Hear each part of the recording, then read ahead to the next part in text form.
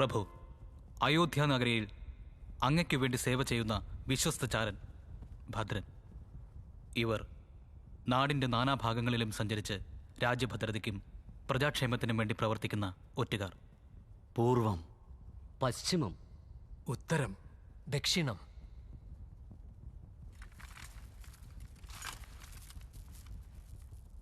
രാമരാജ്യത്ത് അങ്ങുള്ളപ്പോൾ എന്ത് കഷ്ടം വരാനാ?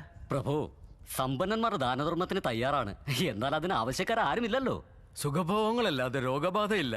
വൈദ്യശാലകളെല്ലാം പൂട്ടിയിട്ട് വൈദ്യന്മാർ വെറുതെ ഇരിക്കുകയാണ് പ്രഭു. യമദൂതന്മാർക്ക് പണിയില്ലാത്തതുകൊണ്ട് ധർമ്മദേവതയെ പഴിച്ചുകൊണ്ടിരിക്കുകയാണ്. രത്നമാണിക്യങ്ങളും വജ്രവൈഡൂര്യങ്ങളും വഴിയോരങ്ങളിൽ കൂമ്പാരങ്ങളായി കൂട്ടിയിട്ട് കായ്കറികൾ പോലെ.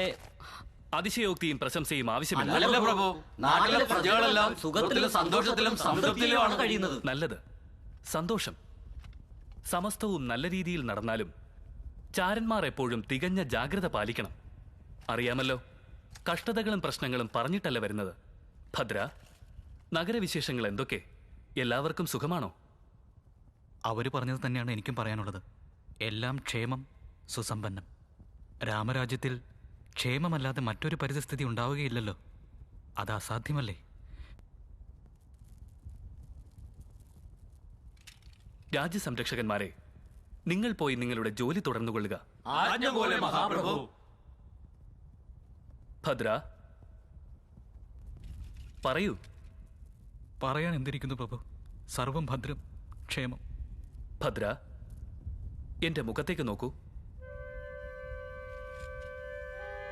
നിന്റെ വിരക്തി നിന്റെ മുഖത്ത് തന്നെ കാണാമല്ലോ. നിന്റെ വാക്കിനും നിന്റെ മുഖഭാവത്തിനും തമ്മിൽ ഒരു ബന്ധവുമില്ലല്ലോ. ഭയവും വേദനയുമാണ് കാണുന്നത്. അത് ഉറക്കമില്ലായ്മ, അത് വേറൊന്നുമല്ല. സത്യത്തെ മൂടിമറയ്ക്കുന്നത് അസത്യം പറയുന്നതിനേക്കാൾ കുറ്റം, അപായകരം. എത്ര നിഷ്ഠൂരമാണെങ്കിലും സത്യം പറയൂ.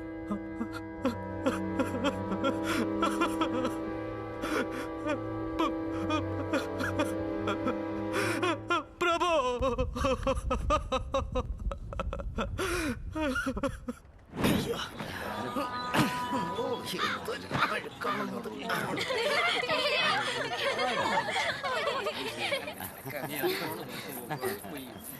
ഹായ് അമ്മാവ, അമ്മായി വന്നു, അമ്മായി വന്നു. അമ്മാവ ഒന്ന് മുറുകെ പിടിക്കുന്നേ.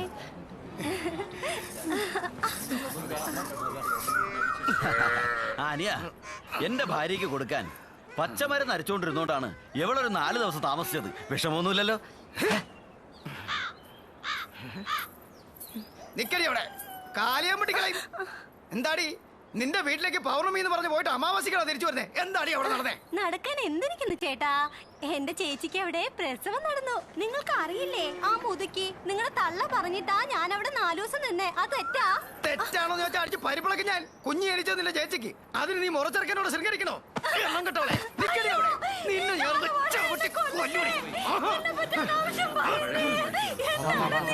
നിങ്ങൾ അപ്പനാണ്, നിങ്ങൾ അമ്മയാണ്. ഞാൻ അങ്ങനത്തെ പെണ്ണല്ല, അല്ല അല്ല. ഭഗവതിയാണ്, ഈ നാട്ടുകാരാണ്. ഞാൻ ചീത്തയല്ല. എന്തോന്നാടാ നീ പറയുന്നേ? നിന്റെ ഭാര്യ നെരുപ്പ, തീപ്പൊരി. അവളെ കുറിച്ച് അപവാദം പറഞ്ഞാൽ നീ നശിച്ചു പോകും. ഇങ്ങനത്തെ വർത്തമാനം പറഞ്ഞാൽ നിന്നോട് ദൈവം പൊറുക്കില്ലടാ. ശരിക്കും ചോദിക്കടാ, ഇനി ഇങ്ങനെ ഈ ഒരുപട്ടവള് പോയിട്ട് ഇവള് ചീത്തയായ അവനെ ചീത്തയാക്കിയോ? എനിക്കറിയേണ്ട കാര്യമില്ല. വീട്ടിൽ പോയ ഇവള് പിറ്റേന്ന് രാവിലെ ഇവിടെ എത്തേണ്ടതല്ലേ? എന്നിട്ട് 15 ദിവസം, 1ഉം 2ഉം അല്ല 15 ദിവസം കഴിഞ്ഞാ ഇപ്പൊ കെട്ടിയെടുത്തിരിക്കുന്നു. ഇത്രയും ദിവസം എന്ത് ചെയ്യായിരുന്നു ആർക്കറിയാം? എനിക്ക് അവളെ വേണ്ട. തിടുക്കപ്പെടാതെ. കുടുംബം തേൻകൂട് പോലെയാണ്, അത് തട്ടിക്കളയരുത്. നമുക്ക് രാമചന്ദ്ര പ്രഭുവിന്റെ അടുത്തേക്ക് പോകാം. തെറ്റോ ശരിയോ എന്ന് അദ്ദേഹം തീരുമാനിക്കട്ടെ. വരൂ. ആരാ രാമനോ? അയാള് വിധി പറയുന്നു. തെറ്റ് ചെയ്തവളെ സ്വീകരിച്ചോനല്ലേ? അങ്ങനെ പറഞ്ഞാൽ നിന്റെ കണ്ണു പൊട്ടി പോകും. നീ ഭസ്മമായി പോകടാ പാപി. ഞാനെന്തിന് ഭസ്മാവണം? അയാളെന്താ മാനത്തെന്ന് പൊട്ടി വീണോ? അയാൾ നമ്മളെ പോലെ മനുഷ്യനാ. ഒരു വർഷക്കാലം അന്യന്റെ തടവറയെ കഴിച്ച സ്വന്തം ഭാര്യയെ മാനം കെട്ട് പോയി വിളിച്ചോണ്ട് വന്നല്ലേ നിങ്ങളുടെ രാമൻ? എന്ത് പറഞ്ഞാ എന്നെ അതിനടിക്കുന്ന മുതുകിഴവാ. ഞാൻ പറഞ്ഞത് തെറ്റാണോ? നിങ്ങളെന്നെ പറ.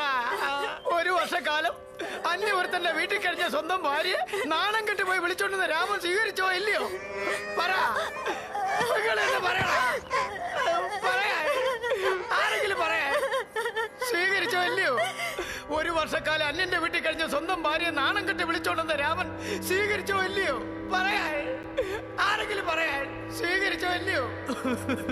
പ്രഭു, അതൊരു മദ്യപാനിയുടെ ജൽപ്പനങ്ങളാണ്, ഒരു ഭ്രാന്തന്റെ പാഴ്വാക്കുകൾ.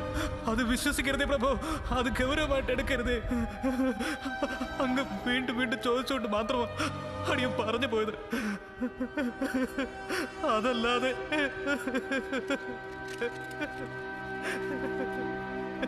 എഴുന്നേൽക്കൂ. ഭദ്ര, നീ ഇതൊക്കെ സ്വബോധത്തോടെ കണ്ടതും കേട്ടതുമാണല്ലോ, അല്ലേ? ആരെവിടെ? അടിയൻ. ലക്ഷ്മണ ഭരത ശത്രുഘ്നന്മാരെ ഉടനെ കൂട്ടിക്കൊണ്ടുവരിക. ഉത്തരവ് പോലെ. ഭദ്ര, നീയും പൊയ്ക്കോളൂ. ഇത് രാജകൽപ്പനയാ, നീ ഒന്നും പറയണ്ട. പൊയ്ക്കോ, വെളിയിൽ പോവാൻ.